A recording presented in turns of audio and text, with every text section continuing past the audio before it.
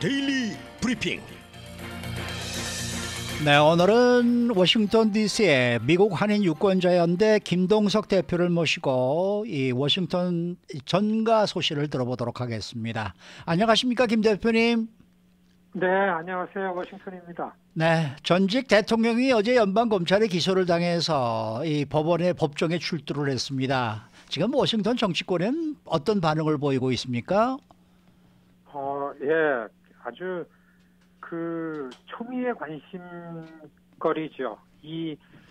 트럼프 대통령 연방 검찰 기소당한 거 외에는 정치권에서 얘기거리가 없을 정도로 이 워싱턴의 권력, 정치, 특히 선출직에 있는 사람들, 의회 중심으로 아주 숨죽이면서 이 반응을 보고 있죠. 왜냐하면 트럼프라는 미국의 한 정치 세력의 한 절반 안에 있는 공화당에 네.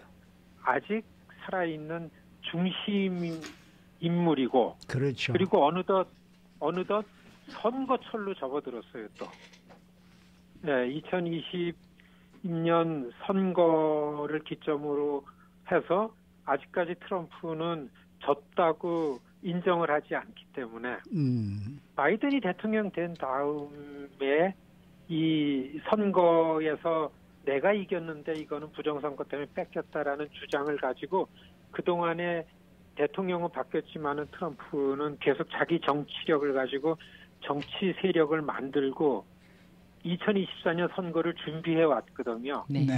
그런데 2020년에 트럼프에게 투표를 한 이게 절반의 국민이죠. 7,400만 명. 트럼프가 7,400만 표를 역사적으로 가장 많은 공화당 쪽에 대통령 나왔던 분 중에 제일 많은 득표를 한 이 7,400만 표가 트럼프라는 인물을 이 정리를 하려고 하는, 이 법에 의해서 정리를 하려고 하는 거에 어떻게 반응을 보일 건가라는 거에 굉장히 민감하기 때문에 어제 트럼프 대통령이 연방 검찰에 기소된 거에 대한 트럼프 세력에 대한 반응에 대해서 주목하는 거는 굉장히 지금 관심을 갖고 보고 있다. 아직까지 이 트럼프 정치 세력이 이거에 대해서 어떤 반응을 보일지에 대해서는 아직까지 결론을 못 짓고 있기 때문에 하루가 지났는데도 불구하고서 가장 큰 관심거리다. 워싱턴 상황이 그렇습니다. 네.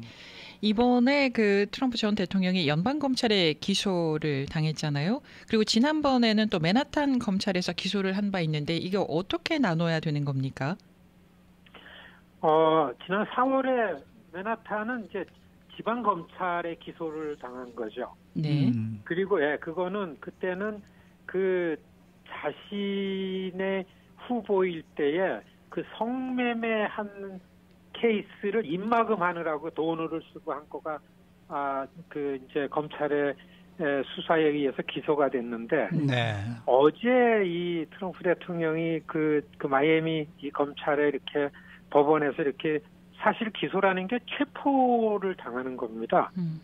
그러니까 이런 범죄 사실이 있기 때문에 검찰이 공권력이 체포를 해서 재판에 회부하는 시작이 기소인데 어제는 연방검찰에 기소를 당했는데 어제 기소된 거는 대통령으로 있을 때에 대통령이 해야 될 일 중에서 국가 기밀을 불법으로 반출한 혐의입니다. 그렇죠. 네. 그러니까, 대통령으로 나와가지고 마이애미에 자기가 있을 때로 갔는데 이런저런 조사를 해보니까 국가 기밀로 국가 기록하는 곳에 그리고 권력 안에서 보관되어져야 될 모든 국가 기밀 문서들이 트럼프 있는 데로다가 그냥 개인이 됐는데 가 있는 것 때문에 이게 국가 기밀 반출 혐의에 의해서 기소가 됐기 때문에 연방 검찰에 대통령 권력을 가지고 국가 기밀 반출한 혐의를 받았기 때문에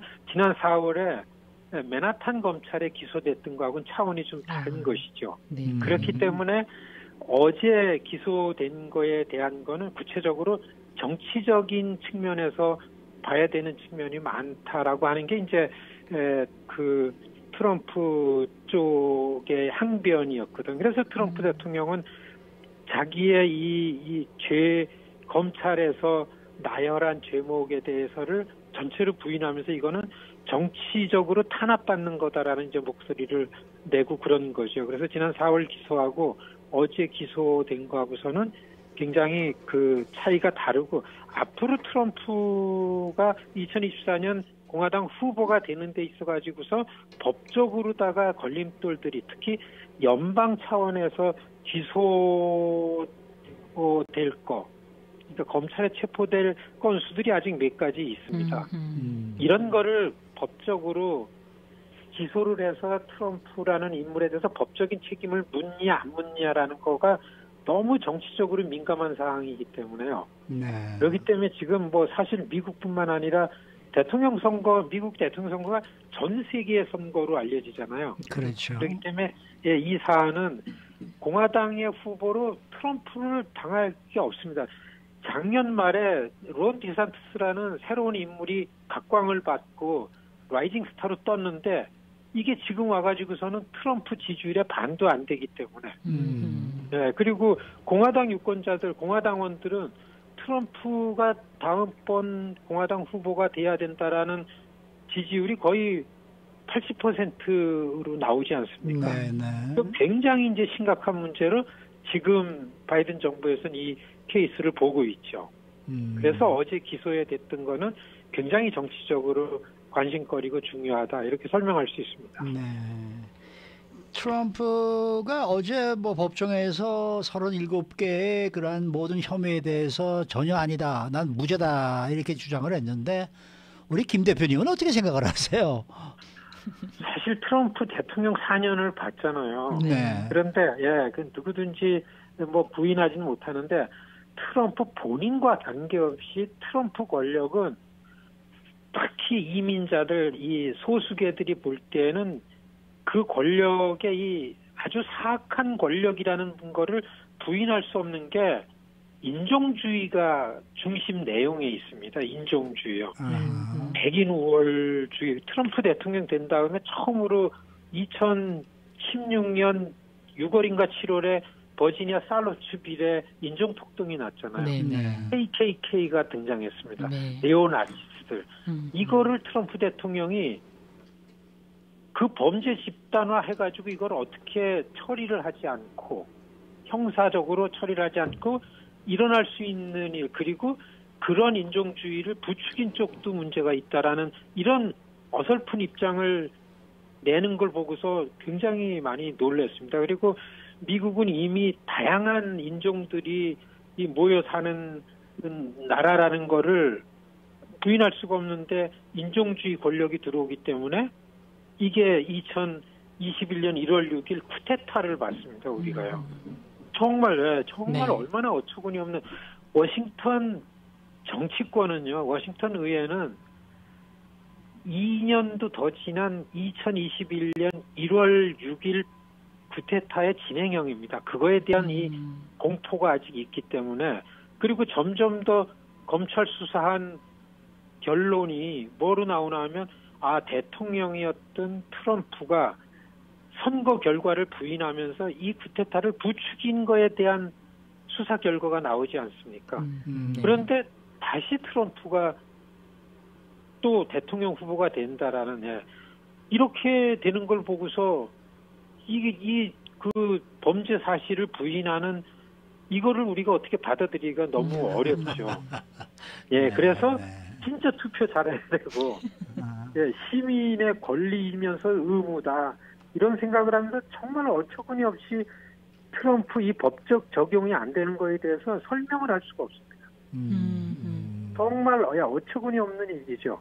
트럼프가 어디 대통령감이었습니까? 사실 보면은 이런 데이터가 있잖아요. 대통령이 된 다음에 이 상원 50명 중에서 공화당 소속 7명이, 그리고 하원 221명의 공화당 의원 중에 138명이 트럼프가 진 게 아니다, 그래가지고 부정선거라고서 대통령 마지막 단계인 추인을 하는 거를 부정을 했습니다. 네.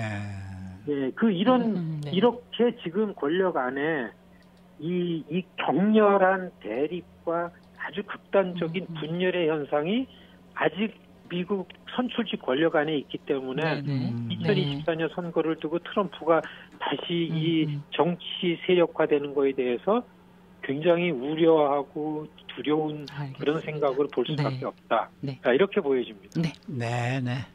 오늘 말씀 잘 들었습니다. 네, 안녕히 계십시오. 네, 감사합니다. 지금까지 워싱턴 DC의 미국 한인 유권자연대 김동석 대표와 함께했습니다.